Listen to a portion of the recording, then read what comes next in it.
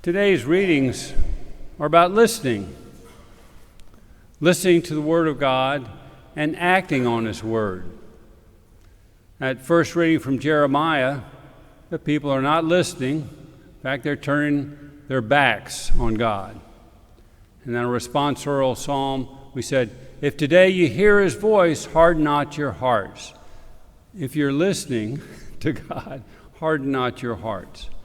And then in our gospel, Jesus does an amazing miracle. This poor mute, He cures him and he's able to speak again. And not only do the crowds not listen to him, but they're saying he's in cahoots with the devil. Now,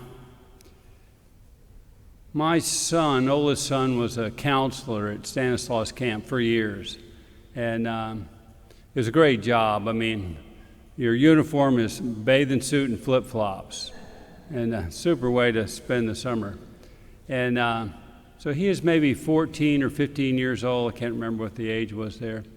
And after 2 weeks at his first camp where he's like a counselor, he has a little break and he comes home and he's sitting at the kitchen table talking to Mom and telling about camp, what's going on. And he gets to the point about the kids and handling the kids. And he says, Mom, you wouldn't believe.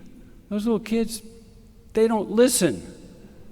And my wife, holding back her emotions, says, oh, really? Because she's experienced the same thing in our house. Okay. But there's a problem with us listening. And Jeremiah, in that first reading, does a good job of showing the divine frustration with our not listening. And he starts off by saying what God's plan is. And he does it very clearly and simply. He says, listen to God's voice. Do what's right, then God will be our God, and we will be God's people. Simple, straightforward, okay? But God laments the fact that people don't listen to Him. And God says in that reading, they obeyed not, walked in the hardness of their hearts, turned their backs to me, have not obeyed me. And God is not only lamenting the fact that people are not listening to Him, He's lamenting the fact that people aren't listening to the prophets He's sending them either. And He goes even further than that.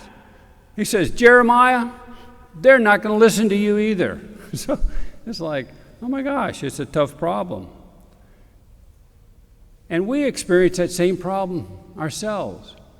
It might be an adult child or a neighbor who's got a grown-up child who stopped coming to Mass.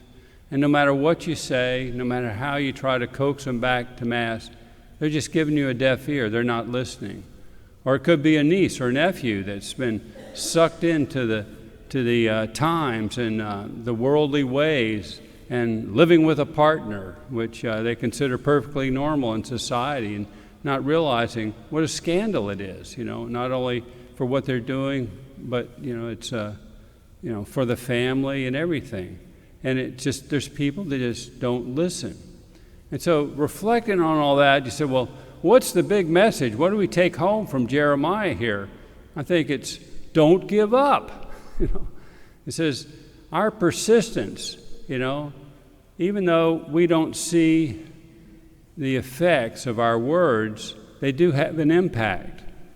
And, if we persist, eventually, there's a chance that we will soften a heart, or somebody else may hear our words and then turn back to God and listen to God. So the big message is listen to God.